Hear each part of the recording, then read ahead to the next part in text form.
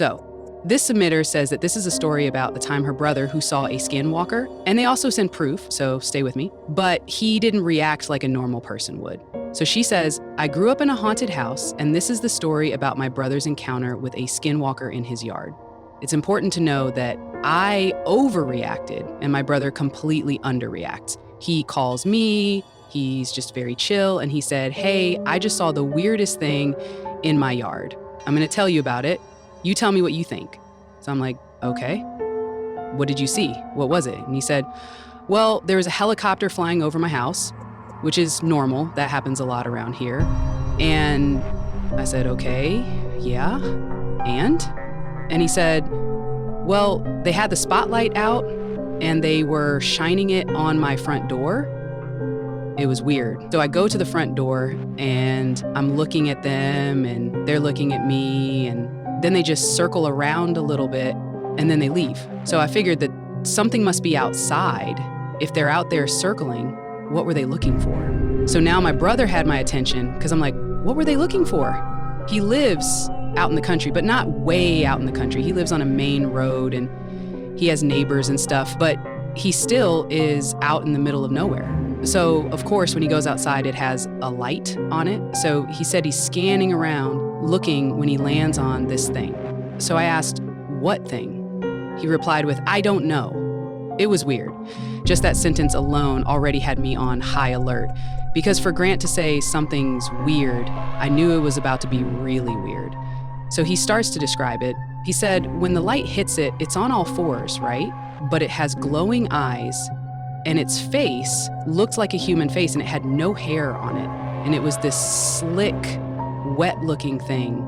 Me being me that knows everything about ghosts and paranormal and weird stuff, I immediately knew what he was talking about. I told him to carry on. He said, so it's looking at it, it's looking at me, but then it stands up. It stands up like a person, and its front arms were long, and it's gaunt looking. And then it turns, runs, and jumps the neighbor's fence. The fence is like, what, 15, 20 feet tall? Yeah. And it was 7, 8 feet tall. What do you think that was? He asked, just very nonchalant. So I yell into the phone, oh my God, you saw a skinwalker. He got very confused and asked me, what's that? What's it? What'd you say it was? A skinwalker? What's a skinwalker? So I told him that. Before I send you a picture of it, I'm gonna need you to draw it for me. Draw it, send it to me, and I'll send you what it looks like. Let's send it at the same time because I wanna see if it's what I think it is. My brother is super artistic, so I give him a second and he draws this and sends it to me. So he said, this is what it started out as, and then it stood up to this. So then I send him this. And he says, yeah, that's it. That's what it is. Huh. And I was shocked. I asked him, that's all you got to say to that? And he replied with, I mean, that's weird. I've never heard of that. All right, well, I'm going to bed. And he hung up. That was the best proof of Skinwalker I had ever gotten. And also, I know this story is true because it comes from someone I can trust.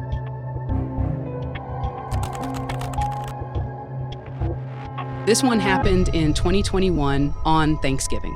Cameron's whole family had gone to his grandmother's house for Thanksgiving, but because he wasn't feeling well, he decided to stay home.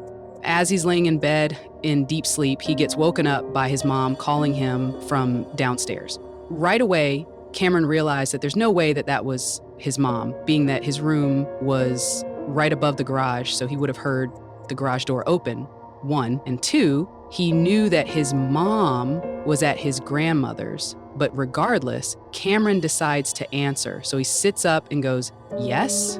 He's met with complete silence. He doesn't hear anything. He's thinking maybe he's delirious from being sick and he's hearing things, so he lays back down. The minute he lays back down, he hears it again, his mom calling him.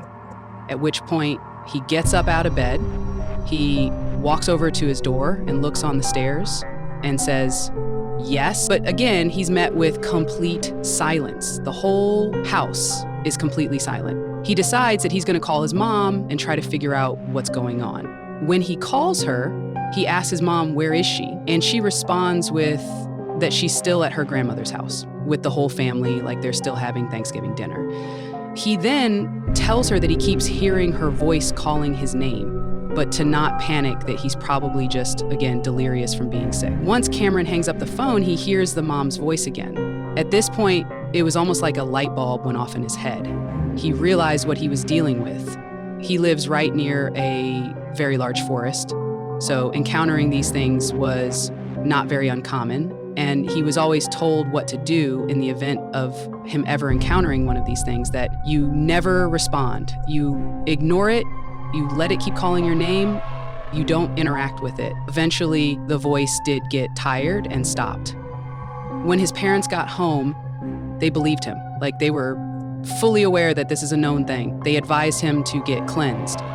Once you encounter these things, even if you don't really get in contact with them, they leave behind a lot of negative energy, so you have to cleanse yourself. Cameron will still hear it from time to time whenever he's feeling stressed or feeling down.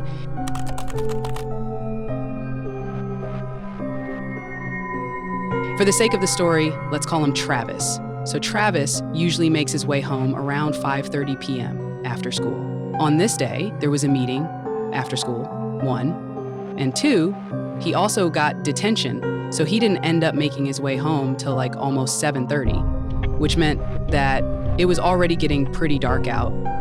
He's out there trying to make his way home through the woods.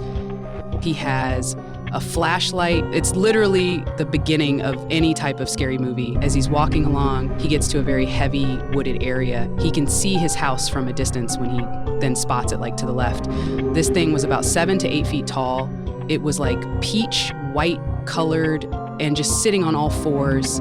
At first he thought maybe it was some type of animal, but when he looked at it, he could see that it was in the form of a human, but it had no face. Travis had heard of skays in the past, but never in a million years did he ever think that he was actually going to encounter one. His brain literally went into survivor mode. He decided to just run as fast as he could to get away from this thing.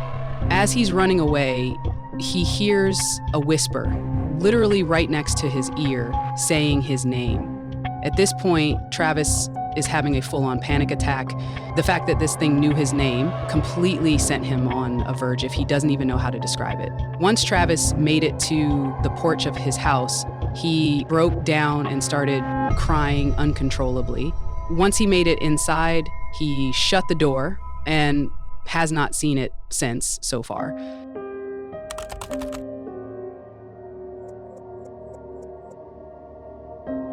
The person who submitted this story is so terrified that she does not want me to use her real name. So for the sake of the story, let's call her Danielle. When Danielle was about 14 years old, she lived in this home with her mom that was surrounded by woods. They had about 78 acres of land all around them. Danielle used to absolutely love the outdoors, so she would spend countless hours out in the woods, climbing trees, exploring, just living in nature. Her mom's only rule was that Danielle could not stay out once it started to get dark out. It would be the sun going down a little bit, her mom would be calling her frantically to come back home. Danielle's mom ends up making it home because tries to assure her that just everything's okay, outside. But she was one of those kids that just this was not enjoyed nature. For weeks later, one Danielle could not eat. Her mom was going away. She was terrified of being anywhere near the woods. Danielle didn't want to go with her, so her mom they had to put her in the hospital because she was not getting 3 p.m. Her mom left for the night, and Danielle ended up moving and never looking back. Once it started to get dark out, Danielle felt 15 minutes, knowing that from time to time they do drive through that area. Stay out there as long as anytime they do drive through there. So she went deeper, gets the same deeper into the woods. At about 7:30 p.m., the sun is almost god-awful feeling when she starts to feel like she's being watched. All around her, she feels eyes watching her from above, like the tree branches on top of her. She then starts to feel this gut-wrenching feeling that she tries to shrug off when, out of nowhere, she hears her mom's voice calling her. She figures that maybe her mom came back home, so she yells back that she was in the woods, but she was on her way back home. As she's making her way back towards her house, she hears a bunch of tree branches behind her cracking, as if someone is walking on top of them. Once she makes it home, she of course realizes that her mom is not there. She calls her mom, and her mom actually confirms that she has not been home since she left earlier that day. That was enough for Danielle. She decided to go in the house and slam the door, but before she slammed the door, she happened to look out into the woods, and she caught a glimpse of this black figure just lingering out towards the woods at her. She once again tries to shake it off, so she goes on with her night. It's about 7:50 p.m. at this point. She throws a TV dinner into the microwave. She turns the TV on. She tries to just kind of forget about the experience, but she can't shake off the feeling that she is still being watched. This feeling continues on until the morning. Now, Danielle did have cameras outside her house. When she woke up in the morning, she had a notification on her phone letting her know that they caught some type of activity on the cameras. When she went to look at the camera, she couldn't see anything, but she could hear what sounded like tapping and like scratching noises at her front door. She goes to the front door and opens it, and in her screen door, her metal screen door, she had very thick gashes in it, like something scratching it, trying to make its way into her house. So after Danielle woke up to the heavy scratches on her metal screen door, she decides to go back out into the woods. Now remember, this was in the morning, so it's already daytime at this point. She goes out there to try to figure out what caused just like heavy, jagged scratches. The minute she walks into the woods, she feels like the woods just like turned off. Like all the natural noises, all the birds, everything that you would normally hear just completely went silent. She looks up at the trees above her because she once again feels like she's being watched. When she sees it, the most demonic looking thing just climbed up on the branches, staring down at her. It then starts to call her name, but not the nickname that everyone used to call her. It starts to call her by her real name. Danielle turns around and starts running for her life while feeling like this thing is chasing her right behind her. She goes on her phone and she's calling her mom, screaming and crying, telling her that there's something in the woods that's chasing her. Thankfully, she makes it into her house and she slams the door. Danielle's mom ends up making it home and tries to assure her that everything's okay. But regardless, this was not the end of it. For weeks later, Danielle could not eat, she could not sleep. She was terrified of being anywhere near the woods. It got to the point that they had to put her in the hospital because she was not getting any type of nutrients to her body. They ended up moving and never looking back, but they only move about 15 minutes away. So from time to time, they do drive through that area. And anytime they do drive through there, Danielle gets the same goosebumps and that same god-awful feeling like she's being watched.